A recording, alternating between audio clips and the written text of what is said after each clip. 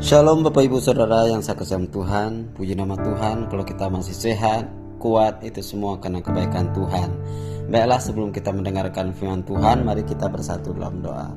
Bapa yang ada dalam kerajaan surga, Bapa yang kami kenal sebagai Tuhan dan Juru Selamat kami, dan Bapa yang selalu menjaga dan memelihara kami, dan Bapa juga yang selalu melindungi kami dan memberikan kesehatan, kekuatan kepada kami, dan Bapa juga yang selalu menjaga, menaungi kami sehingga kami ada sebagaimana kami ada pada saat ini. Ini semua karena kebaikan dan anugerah Tuhan di kehidupan kami. Bapa, terima kasih juga buat apa yang Tuhan perbuat dalam kehidupan kami. Tuhan telah mati bagi kami, dan Tuhan juga telah bangkit bagi kami, dan juga Tuhan telah menyediakan tempat bagi kami, sehingga ketika suatu hari nanti Tuhan datang kembali, kami bisa mendapatkan mahkota kehidupan bersama dengan Bapa di surga. Terima kasih Tuhan Yesus, terima kasih Roh Kudus. Kami serahkan firman Tuhan pada hari ini. Biarlah kami semua bisa mengerti, memahami, dan bisa bertumbuh dan berbuah di dalam Tuhan.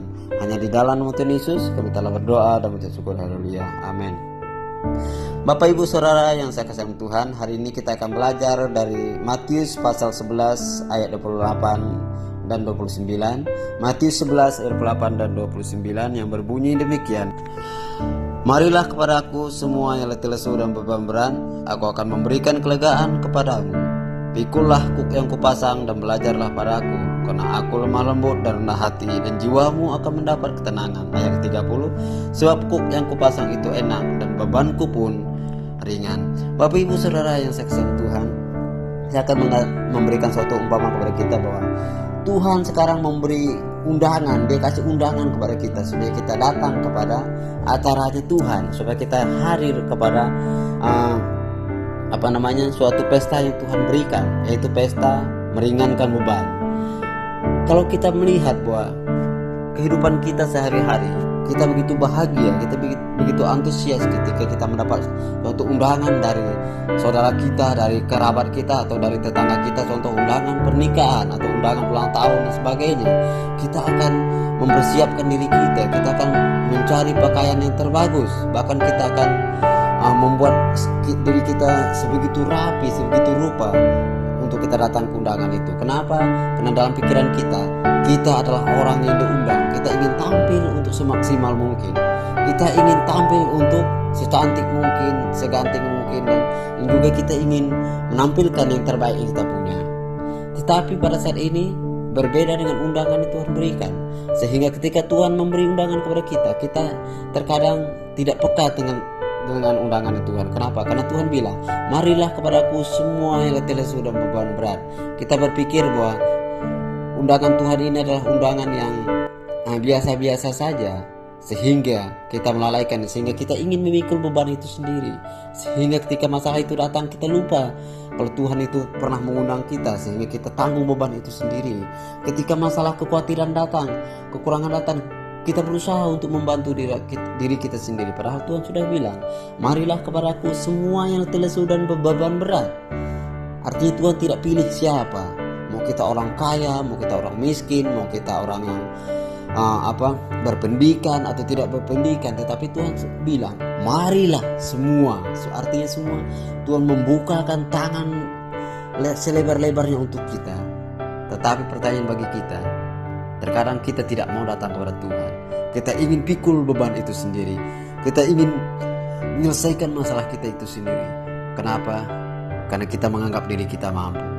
Tetapi Tuhan bilang kepada kita supaya beban kita ringan. Dan Tuhan bilang bahwa kuk yang mau Tuhan pasang itu pun enak.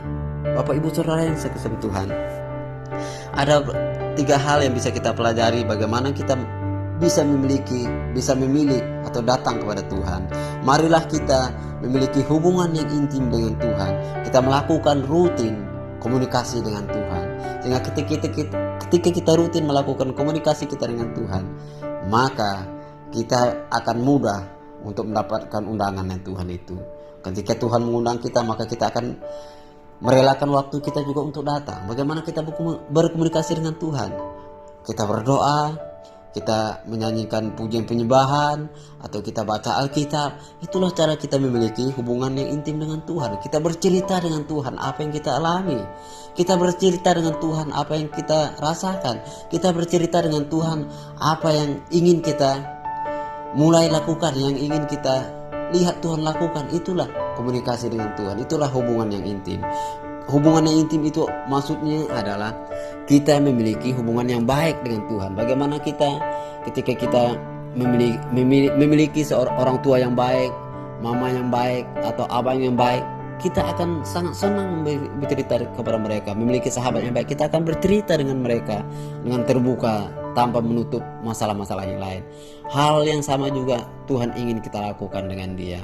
Marilah kita melihat Tuhan itu sebagai sahabat kita. Ceritakanlah masalah kita, datanglah kepada Tuhan dengan beban-beban yang kita alami, maka Tuhan akan memberikan kelegaan kepada kita. Itulah janji Tuhan. Dan yang kedua yang bisa kita lihat dari sini adalah memuji Tuhan dengan lagu puji-pujian. Artinya Tuhan ingin kita merendahkan diri kita di hadapan Tuhan. Kita puji Dia, kita agungkan Dia, dan kita muliakan Dia. Kenapa? Karena itulah yang akan membuat diri kita merasa kita butuh pertolongan. Memuji Tuhan dengan lagu dengan segenap hati, bernyanyi dengan segenap hati, dengan benar-benar merasakan apa yang kita nyanyikan. Banyak lagu yang seperti melepaskan beban bagi kita. Tuhan ada puji yang mengatakanlah, marilah kepadaku, dan ada nyanyian sukacita. Ada Tuhan bilang adalah engkau Bapa yang baik. Ketika kita merenungkan puji-pujian itu, begitulah hati yang Tuhan mau. Artinya kita merendahkan diri di hadapan Tuhan. Bapak Ibu Saudara yang saya kasih yang Tuhan, selanjutnya juga Tuhan mau supaya kita berbicara dengan Tuhan melalui firman Tuhan. Dan juga Tuhan mau supaya kita juga membaca, merenungkan, dan menghayati firman-Nya. Mari kita buka juga di dalam 1 Petrus pasal yang kedua ayat yang ke-24. 1 Petrus pasal yang kedua ayat 24 berbunyi demikian. 1 Petrus pasal yang kedua ayat yang ke-24 berbunyi demikian. Ia sendiri telah memikul dosa kita di dalam tubuhnya di kayu salib, supaya kita yang telah mati terhadap dosa hidup untuk kebenaran, dan oleh bilur-bilurnya kamu telah disembuhkan. Lihat apa yang Tuhan lakukan bagi kita. Tuhan telah mati di kayu salib untuk apa?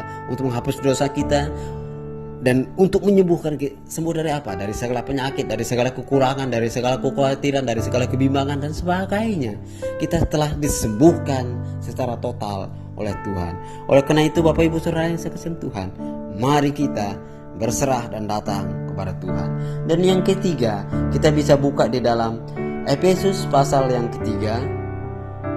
Efesus pasal yang ketiga ayat yang ke-20.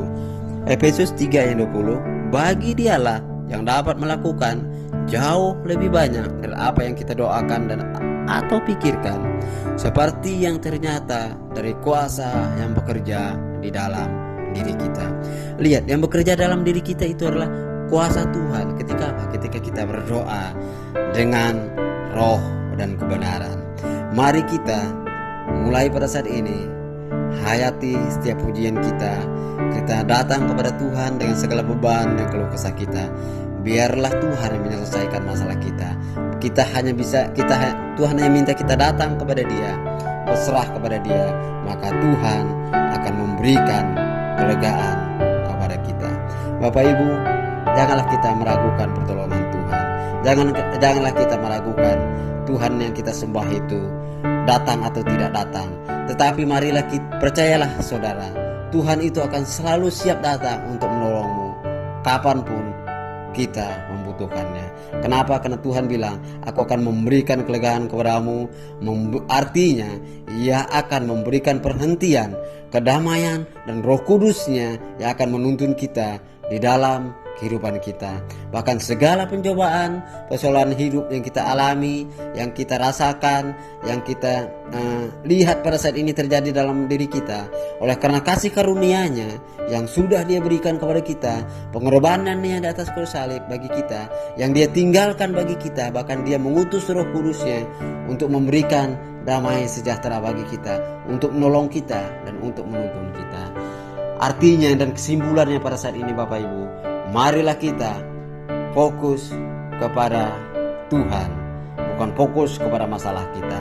Fokus kepada Tuhan, bawa masalah kita, bawa beban kita, bawa kekhawatiran kita kepada Tuhan, maka Tuhan yang akan menyelesaikannya.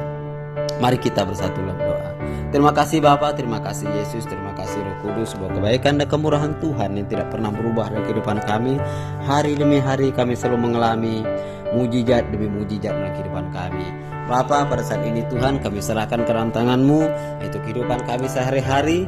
Biarlah kami semakin hari semakin melihat Tuhan yang ajaib, semakin hari kami semakin melihat Tuhan yang dahsyat, semakin hari kami semakin melihat Tuhan yang memiliki kuasa yang dahsyat, sehingga apa yang kami doakan, apa yang kami butuhkan dan apa yang kami minta, Tuhan selalu siapkan dan Tuhan selalu sediakan, karena Tuhan adalah Allah yang pemenuhi dalam kehidupan kami.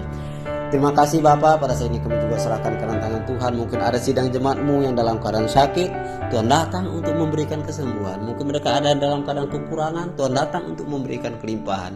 Mungkin mereka juga ada yang dalam keadaan berbeban berat, Tuhan datang untuk memberikan kelegaan kepada mereka. Bapa, berkati juga Bapak dan Mami dengan kesehatan, kekuatan yang pada Tuhan akan selalu melingkupi mereka dan keluarga mereka. Terima kasih Bapa, terima kasih Yesus. Mari kita angkat kedua tangan kita. Tuhan memberkati Engkau dan melindungi Engkau. Tuhan menghadapkan wajahnya kepadamu dan memberi Engkau damai sejahtera. Pulanglah sidang jemaat dengan damai sejahtera dan sukacita yang datang daripada Allah Bapa, Allah Anak dan Allah Roh Kudus. Dan Yesus memberkati. Amin.